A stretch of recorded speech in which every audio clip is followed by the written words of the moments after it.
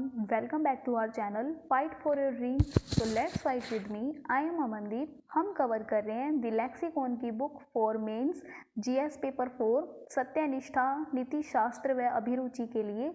अभी हमने स्टार्ट कर रखी है यूनिट फर्स्ट मेंस के सिलेबस की यूनिट फर्स्ट, जिसमें हमने नीति शास्त्र की अवधारणा को समझ लिया है, मानव और नैतिकता को समझ लिया है, नीति शास्त्र की शाखाओं को समझ लिया है.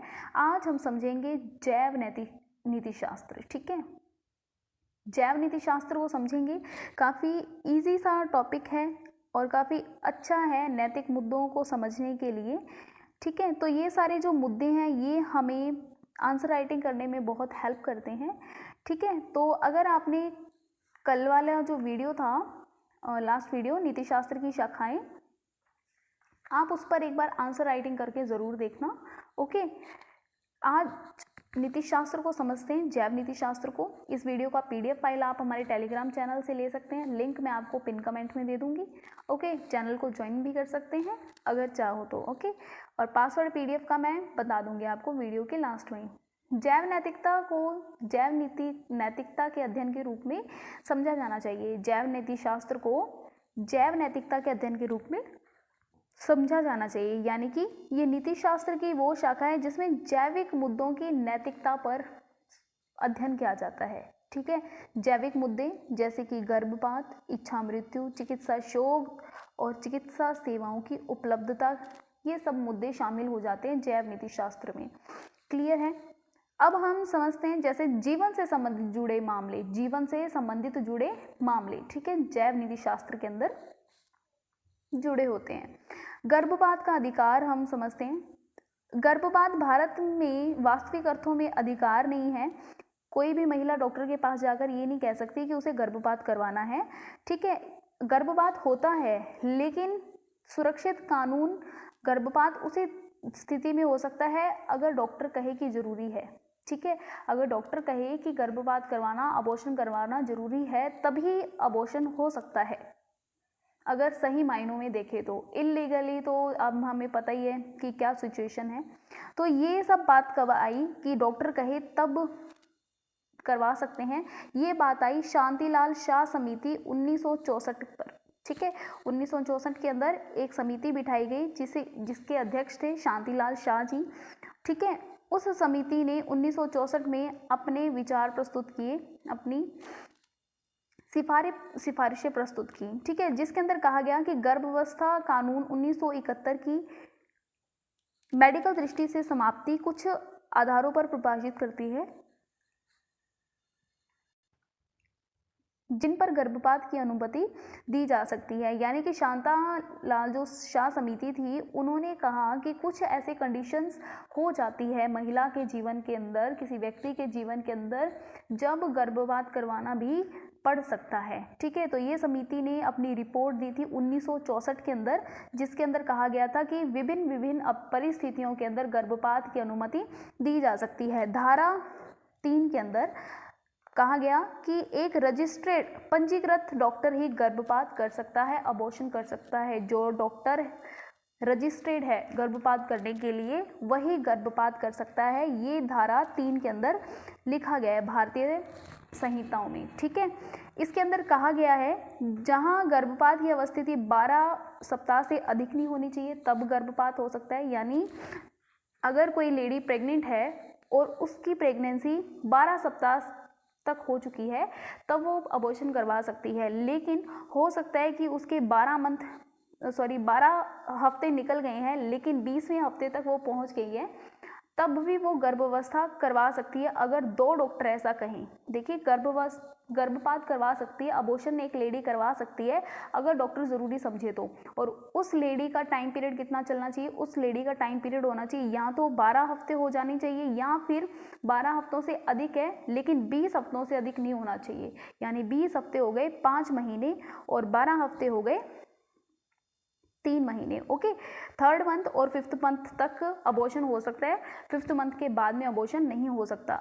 अगर डॉक्टर ऐसा कहे, 2 डॉक्टर ऐसा कहे कि गर्भपात करना ज़रूरी है. गर्भपात नहीं किया गया, कंडीशन होती है, कौन कौन सी कंडीशन होती है कि अबॉर्शन करवाना पड़ सकता है. अगर गर्भपात नहीं किया गया तो गर्भवती महिला के जीवन पर खतरा पड़ सकता है. ठीक है। अगर गर्भवती महिला शारीरिक और मानसिक स्वास्थ्य को गंभीर खतरा पहुंचता है, अगर कोई लेडी प्रेग्नेंट है लेकिन उसकी प्रेगनेंसी से उसकी शारीरिक और मानसिक स्वास्थ्य को खतरा पहुंचता है तो अबॉर्शन करना पड़ सकता है। अगर गर्भधान किसी बलात्कार के कारण हो गया हो, यानी अगर किसी ने रेप कर दिया है और उस वजह से वो लेडी प्रेग्नेंट हो गई है, इस वजह से भी अबॉर्शन किया जा सकता है।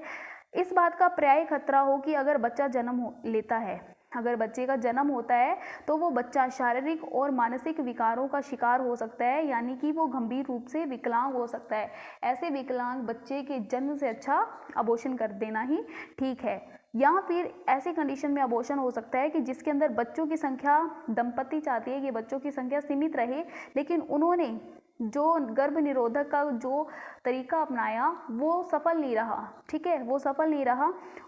तो इससे क्या होगा, उस लेडी के माइंडसेट में क्या होगा कि हमने तो ये तरीका अपनाया था लेकिन उससे नहीं हुआ, तो अब प्रेगनेंसी तो हो ही गई है, तो इसका मतलब ये थोड़ी अनचाहा बच्चा मैं नहीं एक्सेप्ट कर सकती।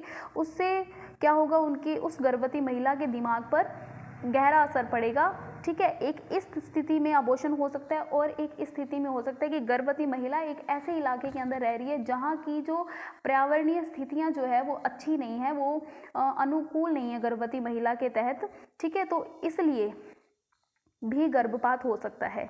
तो मुझे लगता है ये आप इतना पॉइंट समझ गए होंगे। गर्भपात का अधिकार भारत के अंदर वास्तविक अर्थों में अधिकार नहीं है, लेकिन कुछ कुछ बातें ऐसी हो जाती है जब गर्भपात यानी अबॉर्शन करवाना जरूरी हो जाता है अगर डॉक्टर कहे तो, ठीक है। तो ये बात कब आई, शांतालाल समिति ने अपनी रिपोर्ट में कहा था कि गर्भपात की अनुमति दी जा सकती है अगर डॉक्टर कहे तो, ठीक है। लेकिन इतनी कंडीशन होनी चाहिए कि गर्भपात 5 और 3 महीने के बीच में हो जाना चाहिए।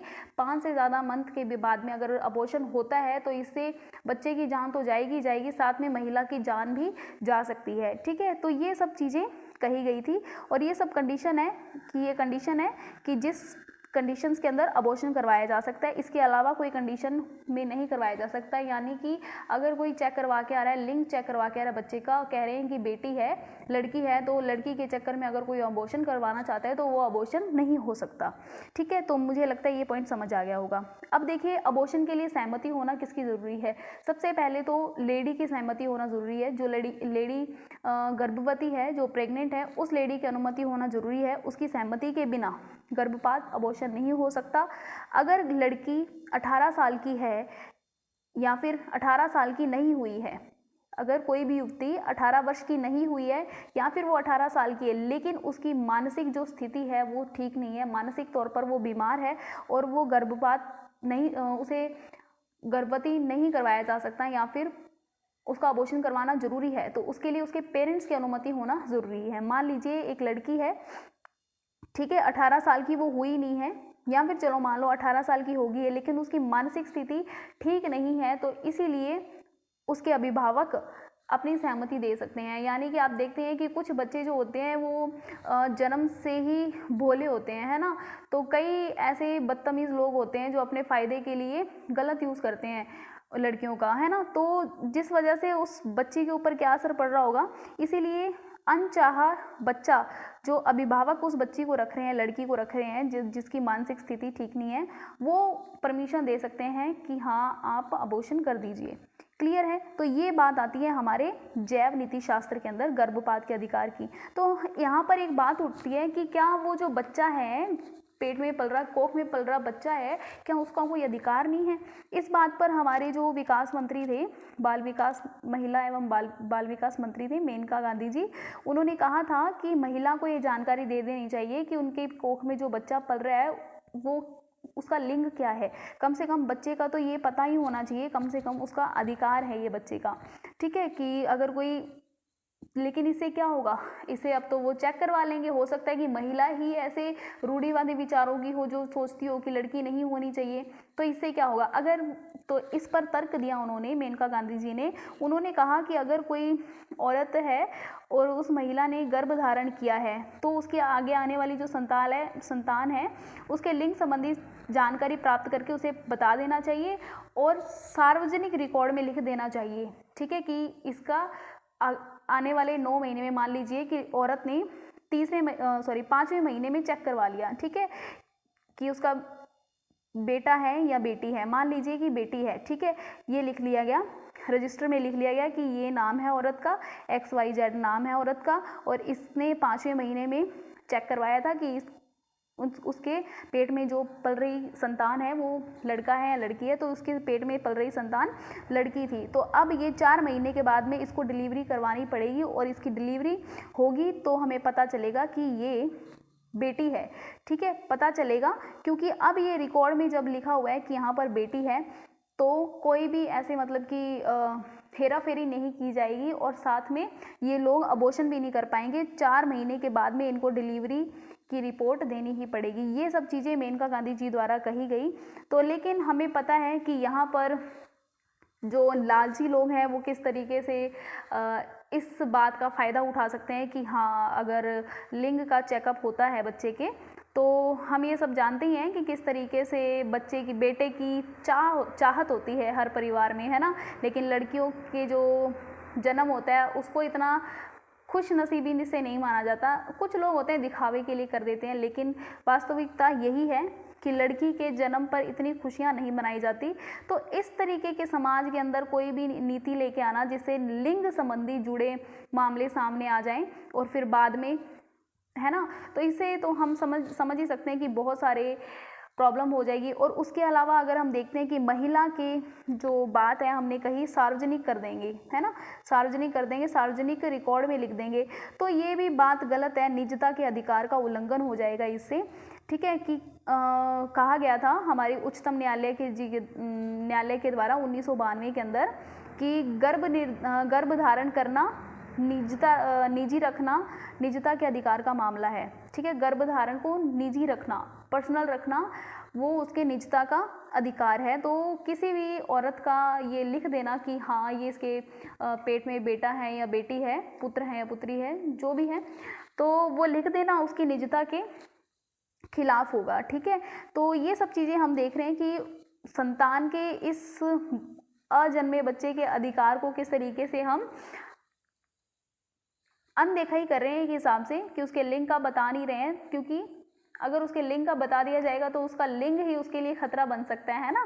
तो ये बात आई होप आप समझ गए होंगे। अब बात करते हैं अपने इच्छा मृत्यु की, ठीक है। इच्छा मृत्यु या फिर दया मृत्यु, जिसे इंग्लिश में यूथेनेशिया कहा जाता है, यूथेनेशिया कहा जाता है, ठीक है। यूथेनेशिया क्या होता है? दया मृत्यु पर एक ऐसी मौत जो इंसान खुद मांगता है, ठीक है। दया मृत्यु अर्थात ऐसी मौत जो इंसान खुद के लिए खुद मांगता है। यूथेनेशिया 2 प्रकार के हो सकते हैं, सहज मृत्यु एक्टिव यूथेनेशिया और निष्क्रिय मृत्यु यानी पैसिव यूथेनेशिया, ठीक है। क्लियर है, पेंसिव आएगा यहाँ पर, सॉरी यहाँ पर पेंसिव आएगा, ओके। पेंसिव यूथेनेशिया निष्क्रिय, ये आप समझते हैं ना, क्रिया निष्क्रिय, सहज एक्टिव, ओके। 2 तरीके की होती है इच्छा मृत्यु। सहज मृत्यु या एक्टिव यूथेनेशिया की वह विधि जिसमें चिकित्सक किसी विशेष दवाइयों रसायन की मदद से रोगी की मृत्यु को अंजाम दे देते हैं। आपने कई बार फिल्मों में देखा होगा कि कोई पीड़ित है, वो बेड पे पड़ा हुआ है और वो ना तो मर रहा है ना वो जी रहा है, तो कई बार डॉक्टर क्या करते हैं, उसकी जो दवाइयाँ जो चल रही होती है या फिर उसका वेंटिलेटर जो लगा होता है उसको हटा देते हैं, और वो थोड़ी देर के अंदर ही 2 या 4 सेकंड के अंदर ही वो व्यक्ति उसकी मृत्यु हो जाती है ना। तो ये सब चीज़ें होती है सहज मृत्यु के अंदर, एक्टिव यूथेनेशिया के अंदर, उसके अंदर सॉरी निष्क्रिय के अंदर होती है, जिसके अंदर कुछ नहीं किया जाता। सहज के अंदर तो होता है कि एक्टिव होके, यानी कि उसको कुछ दवाइयाँ लगा के, कुछ रसायन लगा के उसको क्या कर देना, मृत्यु दे देना, है ना। असाध्य और दर्दनाक रोग से पीड़ित तो है, लेकिन उसका रोग ऐसा नहीं है जिससे उस रोगी की तुरंत मृत्यु हो जाए। यानी कहने का मतलब ये है कि डॉक्टर जो होते हैं कुछ ऐसी दवाइयों रसायन का यूज़ करते हैं जिससे उस व्यक्ति की मृत्यु हो जाए।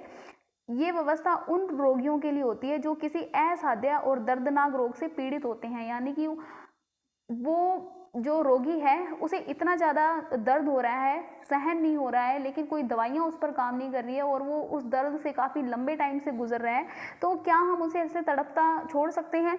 ये क्वेश्चन है, ठीक है।